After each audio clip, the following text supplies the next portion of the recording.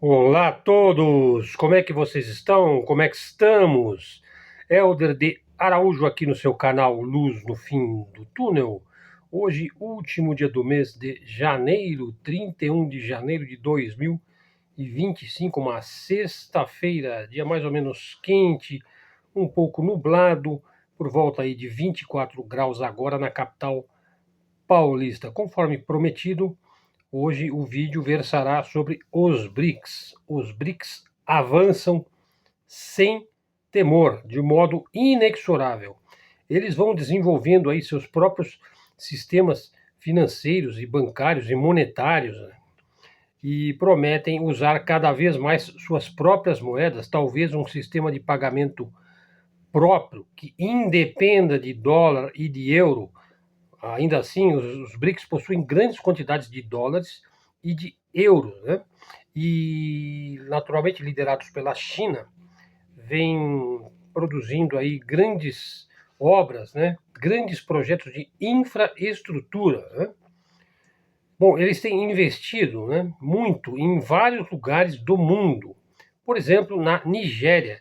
Veja aí o projeto ferroviário da Nigéria. Ele recebeu 250 milhões de dólares do Banco de Desenvolvimento da China, né? O projeto total deve chegar a quase 1 bilhão de dólares, né? Segundo a Reuters, o China Morning Post, né, investigou aí a origem e os motivos por trás do financiamento ao projeto ferroviário da Nigéria. Veja, é um tipo de modelo aí de contratação e pagamento para a construção de infraestrutura dentro da expansão do cinturão e rota da seda chinesa. Então vamos destacar aqui alguns pontos principais para ver como é que funciona essa expansão dos BRICS. Veja só, o projeto tinha sido suspenso em 2020, mas então foi retomado, né, com novos recursos. Veja, a ferrovia Kaduna-Kano, ela é financiada 85% pela China e 15% pela Nigéria, integrando-se às redes ferroviárias chinesas que já existem na Nigéria. Veja, o Banco Exim da China inicialmente planejava fornecer materiais para a linha e a Kaduna-Kano e reconsiderou devido aos atrasos a que o projeto estava sendo sujeito, né? A solução encontrada foi utilizar um empréstimo, então, do Banco de Desenvolvimento da China, que considerou, após as análises, o projeto comercialmente viável. Veja, por que o Banco Exim não fechou o acordo lá em 2020? Veja, a resposta está nas moedas utilizadas, né? Veja, o Banco de Desenvolvimento da China, veja só, ele vai emitir um empréstimo em euro e não em renminbi, que é a moeda chinesa. Isso ocorre porque as taxas de juros em euro estão abaixo de 4%, enquanto que as taxas de juros em renminbi estão mais altas. E a construção será realizada pela China Civil Engineering Construction Corporation, que é hoje uma das maiores empresas de engenharia do mundo. Então, veja, há uma inconsistência aí, né? Veja, as taxas de juros da União Europeia, agora 3,8, estão subindo desde 2022, enquanto as da China, em renminbi 3,5, estão em queda, né? Portanto, nesse momento, os bancos chineses têm custos menores para captar recursos em renminbi do que em euro, né? Veja, a decisão de usar euros se explica pelo fluxo comercial, né? Veja, a cada dia chega pelo menos 1 bilhão em euros, 1 bilhão em euros para a China, devido ao superávit comercial que a China tem com a Europa. Estão entendendo? Ela tem um superávit, portanto, a Europa tem um déficit comercial com a China. Veja, em 2023, a União Europeia registrou um déficit comercial aí com a China de 380 bilhões de euros. 250 milhões de dólares enviados à Nigéria equivale ao que a China capta no comércio externo com a União Europeia a cada 6 horas. Estou entendendo que não é quase que nada, 250 milhões de dólares para a China enviar para a Nigéria. Ela recebe isso da Europa em apenas 6 horas. Ou seja, a China pode financiar toda a ferrovia nigeriana com apenas meio dia aí de superávit comercial com a Europa. Bom, é claro que a China evita utilizar reservas internas, né, preferindo reinvestir os recursos obtidos no exterior, por exemplo, euros, né, em infraestrutura na África ou na América do Sul, em vez de repatriar isso daí ou investir em títulos europeus ou em fazer câmbios, né, ela utiliza a própria moeda que ela recebe, né. No caso nigeriano, veja, a ferrovia ela vai fortalecer as redes de transporte e de logística chinesas na África, né. Portanto, ela vai dinamizar e ampliar aí as rotas de comércio, né, de mercadoria, de exportação. Veja, a obra será executada por empresa chinesa, gerando empregos locais de nigerianos durante a construção. Após a conclusão, veja só, a China terá acesso a fábricas, minas, recursos essenciais aí para a sua operação aí na região. A Nigéria, então, vamos ver, ela ganha uma ferrovia de passageiros, né? E aí o país vai precisar quitar o empréstimo, que 85% está sendo pago pela China. Veja, a China ela também não está muito preocupada, hein, com esse empréstimo, né? Quem vai estar preocupado com esse empréstimo vai ser a Nigéria. Porque, veja, o valor equivale a um dia de comércio com a União Europeia, né? O foco chinês está na expansão da sua rota da seda, na estabilidade geopolítica que ela adquire ao fazer um projeto conjugado aí, de acordo com a Nigéria, ela vai ter acesso a recursos, né? Então ela não está assim visando um retorno financeiro imediato. Isso aí pode vir depois, né? A própria ferrovia vai gerar recursos com os quais os nigerianos poderão pagar, né, pelo empréstimo. Bom, então os países do BRICS e seus aliados aí produzem bens, né, mercadorias, commodities, a custos significativamente menores que a Europa e os Estados Unidos. Veja, vou dar alguns exemplos, né? Por exemplo, a Rússia, veja, é o maior exportador de grãos do mundo, né? Brasil, veja, é líder em alimentos e açúcar. Açúcar, veja, para você ter uma ideia do preço do açúcar de exportação do Brasil, $339 por tonelada. Veja, a Tailândia, que também é um forte competidor no mercado do açúcar, $458. Índia, grande produtor também, $470. Ou seja, o preço brasileiro é o mais competitivo do mundo. Veja, investimentos chineses em infraestrutura, por exemplo, ferrovias, portos, pontes, rodovias, canais, né, ampliaram a produtividade dessas economias aí, né? Contratos de longo prazo garantem preços estáveis aos produtores, desviando commodities dos mercados ocidentais para os BRICS. Enquanto isso, a escassez eleva preços na Europa e nos Estados Unidos. Mas os consumidores chineses e os membros dos BRICS estão pagando menos. E é por isso que o BRICS está crescendo tão rápido, né? Veja, vou falar aqui um pouco do açúcar, né? Os Estados Unidos, veja, o preço do açúcar subiu 70% desde 2019. Né? Quer dizer, os Estados Unidos ele tinha aí a prática histórica de importar do México. O México teve algumas safras ruins, o preço começou a subir. Compare aí com a China. Veja, o preço da China está estável desde 2019. Em vez de subir o preço 70%, na China ele diminuiu, teve queda no preço de 20% em 2023. Veja, e ele importa do Brasil, a China, né? Que é o maior produtor global de açúcar. Veja, o Brasil exportou 32 milhões de toneladas de açúcar em 2023. Veja, os compradores são Indonésia, Índia, Egito, todos esses membros ou parceiros dos BRICS. Está vendo por quê? Que é um grande negócio você ser dos BRICS, né? Como é o caso do Brasil, que é um membro, inclusive membro fundador dos BRICS, né? Veja, a mensagem aí é muito clara, né? Preços baixos, compre commodities e energia de membros dos BRICS.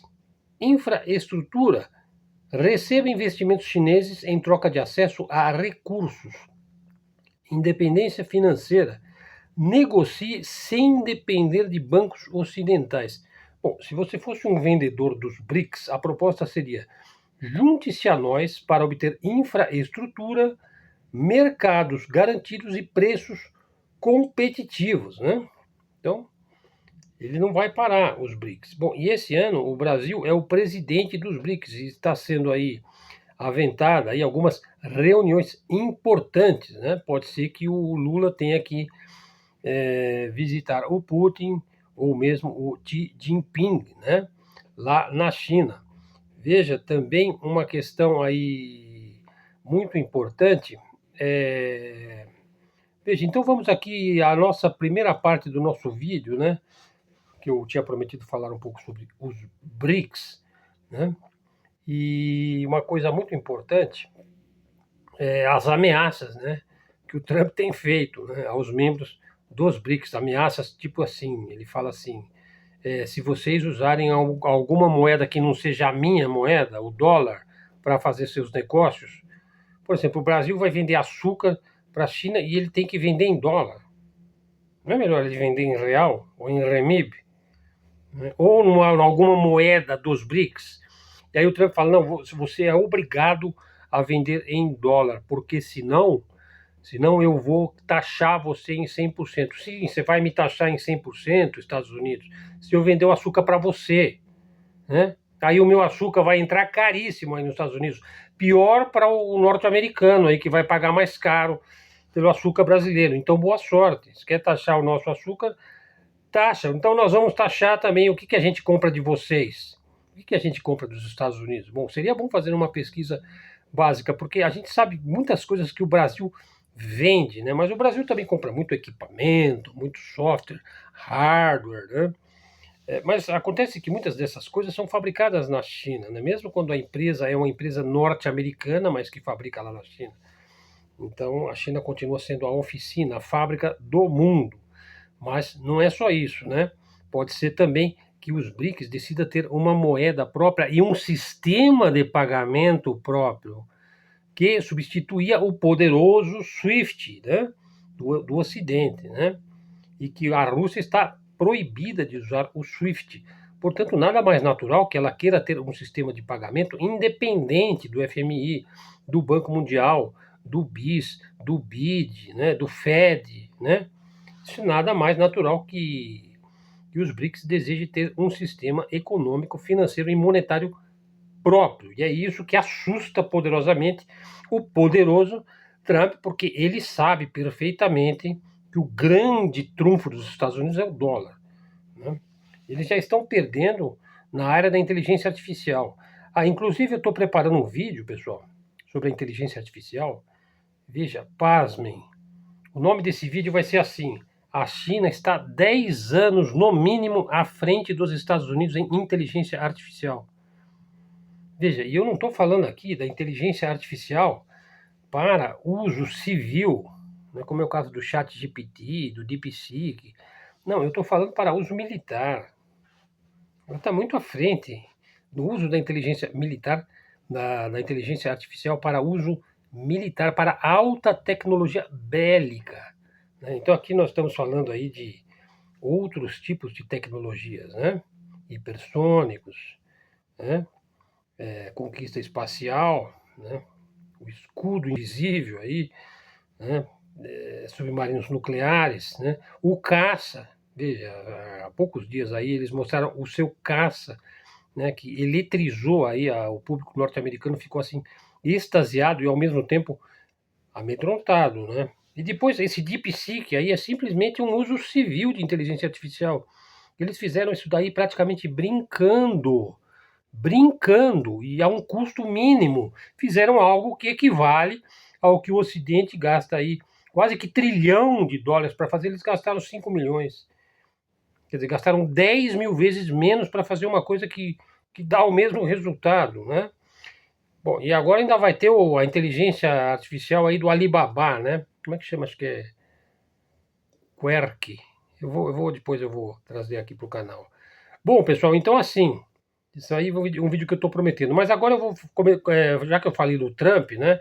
Veja, ontem eu abordei a questão do choque dos aviões, né? Na verdade, o avião se chocou com o helicóptero, né? E daí, o que aconteceu? O Trump culpou, quem que foi o culpado pelo choque do helicóptero com o avião de passageiros, que vitimou a vida dos dois campeões mundiais de patinação, hein? Um casal russo que estava naquele avião. A culpa foi da agenda woke, foi do wokismo. O Trump culpou a agenda woke, que ele já prometeu que vai acabar com o wokismo nos Estados Unidos. Bom, eu gostaria que ele acabasse com o wokismo aqui também no Brasil, né? Bom, mas nós que temos que fazer isso, né? De certo, aqui ele vai promover, mas lá nos Estados Unidos ele vai acabar com esta parafernália woke aí, né? E ele também disse que a culpa é porque as forças armadas dos Estados Unidos, porque era um helicóptero militar, contratou muitos débeis mentais e loucos. Veja, eles contratam débeis mentais e loucos para pilotarem seus helicópteros. É claro que o helicóptero é mais provável que ele caia, né? Se ele for pilotado por um débil mental, né? É verdade que Trump emitiu uma ordem executiva há 8 dias congelando a contratação de controladores de tráfego aéreo, né, ansioso aí para substituir, né, o legado progressista aí do Joe Biden, né? Veja, logo que ele congelou a contratação de controladores de tráfego aéreo, que são os indivíduos que ficam lá na torre do aeroporto, né, comunicando com os pilotos, olha, agora você pode pousar, agora você pode sair, fica dando lá as coordenadas, né, porque eles estão vendo lá o radar, né, o que está chegando, o que está saindo. Vários controladores aéreos se demitiram, né, logo após o canetaço aí do rei do universo, né. Pessoal, não quero deixar de assistir esses 4 vídeos aí do Kim Paim, né, que é um brasileiro jornalista investigativo muito inteligente e com um excelente canal. Eu acho que ele tem mais de 1 milhão de seguidores, o Kim Paim, hein? Veja, ele fez 4 vídeos ultimamente, acho que são os 4 últimos vídeos que eu recomendo, hein? E eu vou assistir com calma esses vídeos. Veja, a verdade vai aparecendo, né, sobre aquele período sombrio da história do Brasil, né, lá na época em que teve o regime militar brasileiro, né, quando nós tínhamos aqui guerrilheiros, né, lutando aqui contra os poderes constituídos brasileiros para tentar lutar contra as elites, né, abonadas, né. Veja, a verdade vai aparecendo. Muitos desavisados aprenderam a enxergar centenas de agentes do KGB, não, acho que milhares, não. Se você bobear, vai dizer que tinha milhões de agentes do KGB andando pelo Brasil. Na verdade, eu nunca vi nenhum, né? Mas assim, é provável que alguns realmente existiram. Mas por quê, né? Porque afinal foi isso que o professor Olavo ensinou, não é verdade? Então é preciso repetir isso até quando? Até esse vídeo do Kim Paim aí lançar alguma luz nessa questão, né? Então não é nem só de agentes do KGB viveu aí a implantação do regime militar brasileiro em 64, né? Tinha muita gente da CIA aqui também, né? E quem é que pagou, né? Governadores, políticos, senadores. Como é que foi dado esse golpe militar? Então é muito interessante aí esses vídeos, né? Pessoal, lá na Palestina está uma tristeza, eu nem falei mais desse assunto, né? Bom, na verdade as coisas lá se acalmaram, você sabe, eles estão sob um cessar-fogo agora, eu fiz muitos vídeos sobre esse tema, principalmente quando eu comecei o canal, né? Veja, pessoal, na verdade, assim, o Hamas ganhou a parada, né? Ganhou. Se você troca um refém israelense por 30 reféns palestinos que estão na prisão em Israel, veja, você está trocando um por 30. Então você deu lá 3 reféns israelenses, que foram feitos prisioneiros naquele dia fatídico, lá no 7 de outubro de 2023, né? E aí libertaram 90 palestinos. Depois libertaram mais 4 reféns israelenses, e aí o Israel libertou mais, se não me engano, 100 palestinos. Então é 190 de um lado e 7 do outro lado, né? Vocês estão entendendo? E o Hamas está lá. Estava lá, eles nunca conseguiram destruir aqueles túneis, né? Eles só conseguiram exterminar 10% da população civil, né? Famílias que frequentavam igrejas, que tinham uma vida boa, que tinham filhos, né? que iam para a escola, crianças que estudavam, né? que faziam o que todo mundo faz, né? Comprava roupa, comiam, tinham restaurantes, tinham farmácias, tinham hospitais, escolas, igrejas, né? Tinham universidades, tinham museus, tinham bibliotecas. Israel destruiu tudo, tudo, né?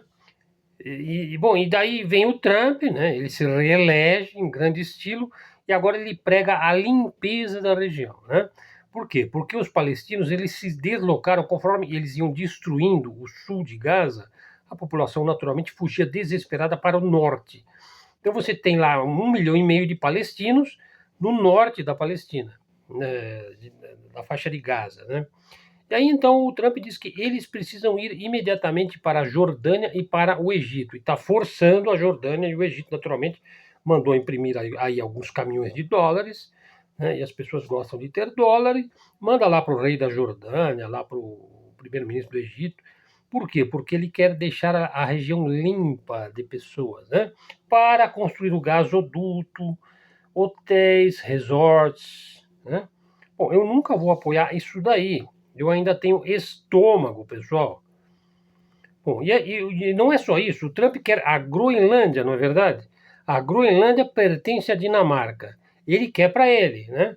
Por suas imensas riquezas e estratégica localização no Ártico, né?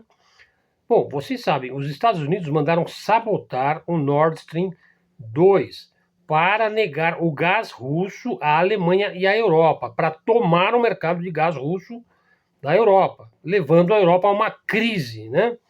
A uma crise, a uma inflação, a um aumento de preços brutal, né? Isso para não falar aí da decadência do setor automobilístico europeu, as fábricas que estão saindo da Alemanha, estão indo para a China, né?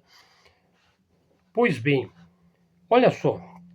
Então veja, o Trump quer a Groenlândia, os Estados Unidos sabotaram o Nord Stream 2. Isso posto, veja, a Dinamarca, que é a dona da Groenlândia, propõe agora a reforma do gasoduto danificado, do Nord Stream 2, que passa pela Dinamarca, pela Finlândia e pela Suécia. Você vê por que a OTAN não sai dali, né?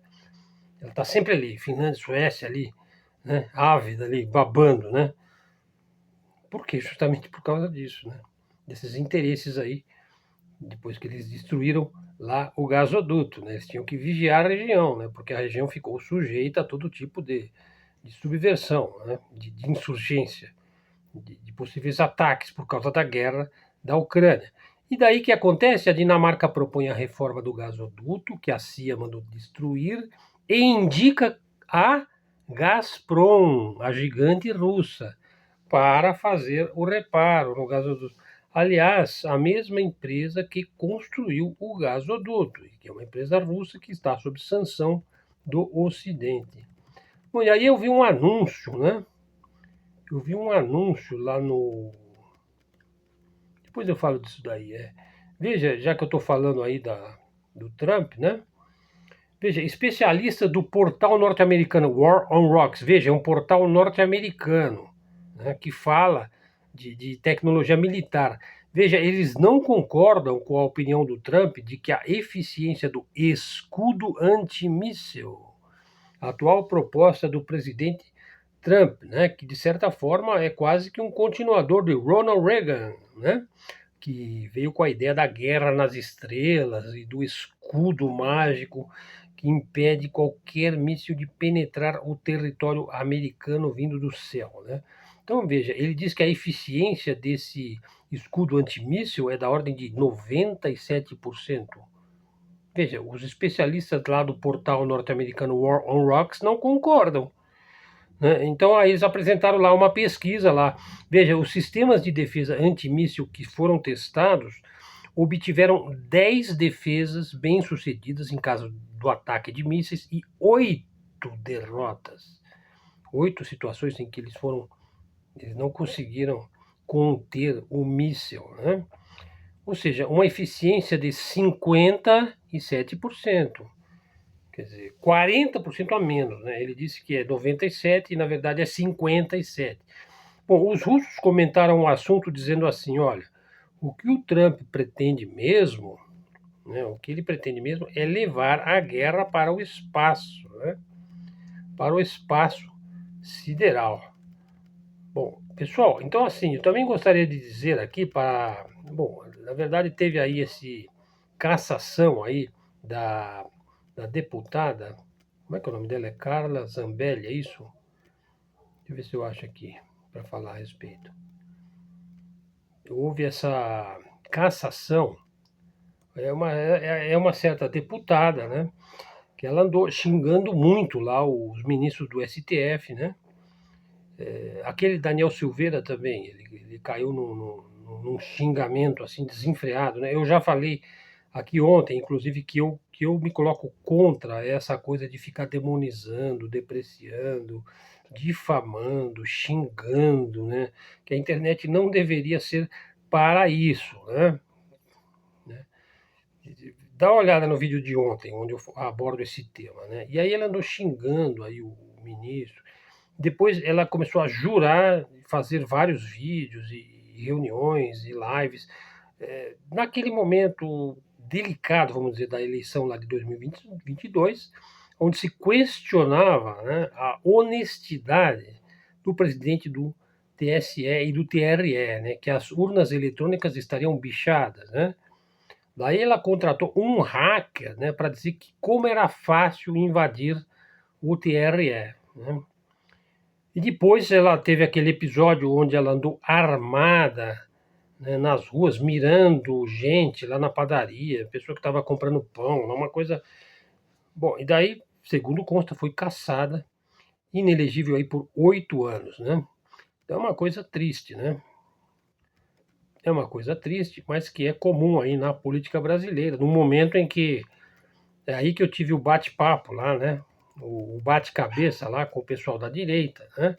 Porque eles acham que existe uma perseguição e uma ditadura no Brasil por conta dessa perseguição aí de deputados de direita, né? Principalmente da direita bolsonarista. Bom, eu nunca vi, faço até essa crítica, eu nunca vi o Jair Bolsonaro, enfim, vários deles foram presos, né? E eu nunca vi ele tirar nenhum deles aí da prisão. Então tem alguma coisa muito estranha aí nos bastidores, né? Tem alguma coisa muito estranha, um presidente não poder fazer nada, né? Quando se prende lá o Daniel Silveira, depois lá o Alan dos Santos, lá o Monark e vários outros, né? Que sofreram perseguição, lá o Felipe Martins, parece que ficou 6 meses também. Não sei se chegou a ser preso, né?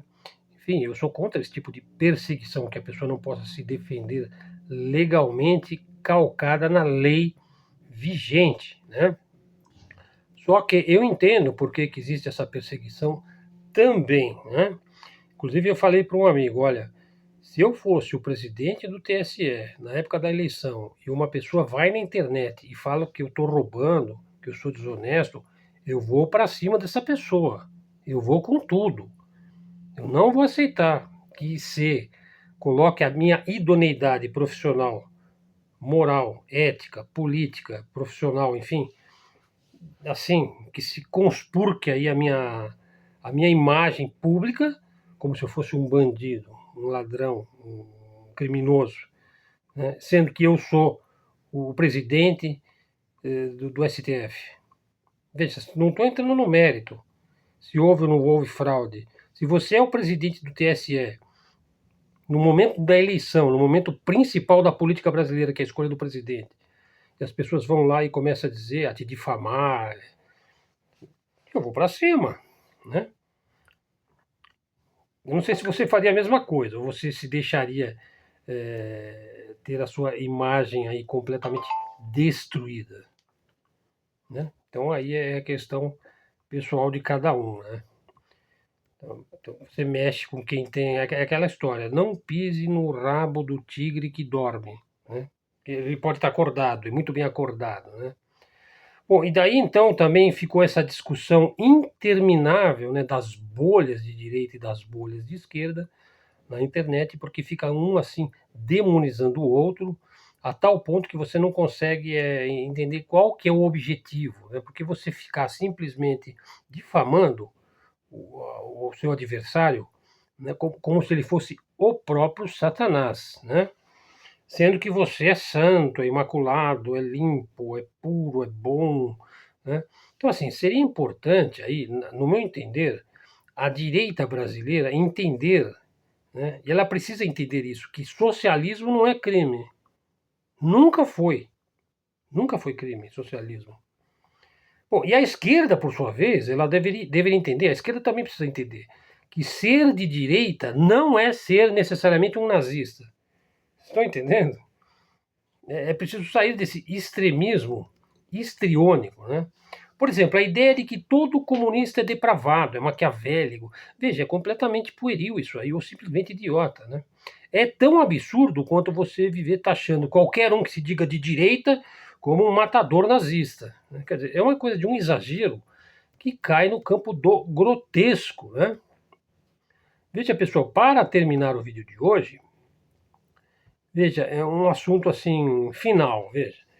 Um assunto final, porque vocês viram que eu fiz vários vídeos sobre o DeepSeek, né? E o pessoal, todos os testes que eles faziam com o DeepSeek, eles perguntavam sobre o problema sério que a China teve, né, lá na Praça da Paz Celestial, que é um assunto extremamente sensível para o governo chinês. Então eles perguntavam a mesma coisa lá para o ChatGPT, para o Gemini, né, para o IA do Twitter, para o IA do WhatsApp e para o DeepSeek. E aí o DeepSeek fala, esse assunto aqui é um assunto sensível, delicado, e eu não vou abordar esse assunto, né? Pergunta outra coisa.